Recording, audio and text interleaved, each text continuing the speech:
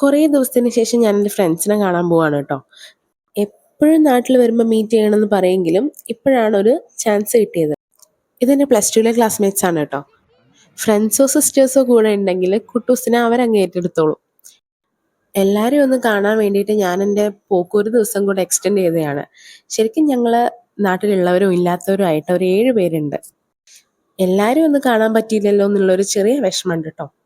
പിന്നെ ഞങ്ങൾ ഇപ്പം മീറ്റ് ചെയ്തത് ഞങ്ങളെ നാട്ടിൽ തന്നെയുള്ള ഒരു കണ്ണാടിക്കൽ ചന്തയിലാണ്. എല്ലാ വർഷവും പറ്റുന്ന ആൾക്കാർ ഈ ഒരു ചന്തയിൽ വെച്ച് മീറ്റ് ചെയ്യാറുണ്ട്. ഇവിടെ ഒരുപാട് കാര്യങ്ങളുണ്ടെങ്കിലും ഞാൻ കാര്യമായിട്ട് വരുന്നത് ഫുഡ് കഴിക്കാനും പിന്നെ റൈഡ്സിൽ കയറാനുമാണ്.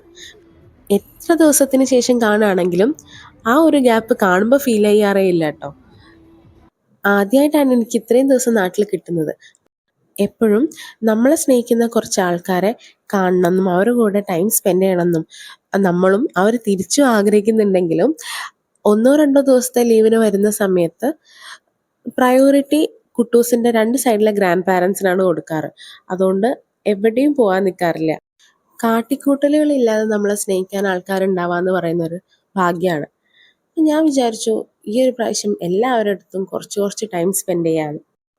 ഇങ്ങനെ ഒന്നുകൂടി കുറച്ച് ചളിയും കഥയൊക്കെ പറയുമ്പോൾ കിട്ടുന്നൊരു ഫീല് അത് അടിപൊളിയാണ്. അത് ഫ്രണ്ട്സുള്ള എല്ലാവർക്കും അറിയാവുന്നതാണ്, ഞാൻ പ്രത്യേകിച്ച് പറയണ്ടല്ലോ.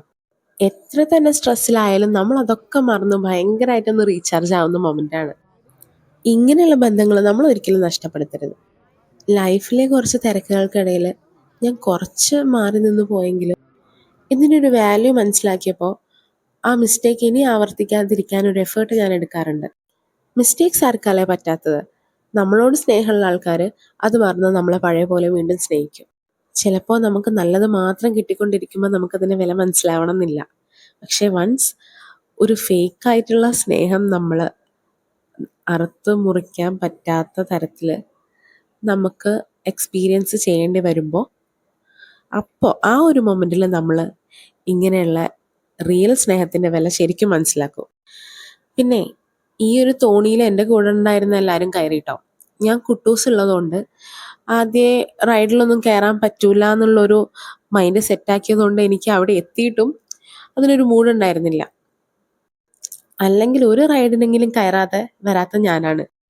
പിന്നെ ഞങ്ങൾ 7 പേരാന്ന് പറഞ്ഞല്ലോ, അതിൽ 2 പേര് ഇപ്പം നാട്ടിലില്ല. നാട്ടിലുള്ള 2 പേർക്കാണെങ്കിൽ വരാനും പറ്റിയില്ല. ഇനി അത് അടുത്ത പ്രാവശ്യം നോക്കാം. പണ്ട് ഈ ചന്ത നടക്കുന്ന സ്ഥലം ഭയങ്കര വിശാലമായിട്ടുള്ളൊരു പറമ്പായിരുന്നു. പിന്നെ ഓരോ കടകളൊക്കെ വന്ന് അവിടെ ഇങ്ങനെ കൺജസ്റ്റഡ് ആയി. പക്ഷേ റൈഡ്സിനൊന്നും ഒരു കുറവുമില്ല. അപ്പോൾ വിശേഷപ്പെട്ട ദിവസങ്ങളാണെങ്കിൽ തിരക്ക് ഒരു രക്ഷയുണ്ടാവില്ല.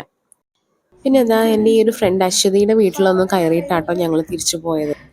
അവിടെ നിന്ന് നടക്കാനുള്ള ദൂരമേ ഉള്ളൂ. എന്നെ വീട്ടിൽ വന്ന് പിക്ക് ചെയ്തിട്ട് നമ്മൾ വണ്ടി ഇവിടെ വെച്ചിട്ടാണ് ചന്തയ്ക്ക് പോയത്.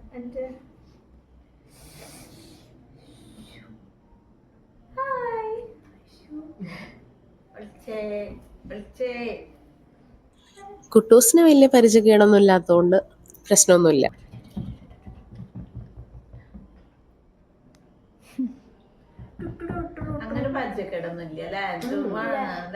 കാവേന്റെ അടുത്ത് കൊറേ പ്രാവശ്യം വന്നിട്ട് കാവേന്റെ അടുത്ത് ഞാൻ എടുക്കാൻ നോക്കിയപ്പോ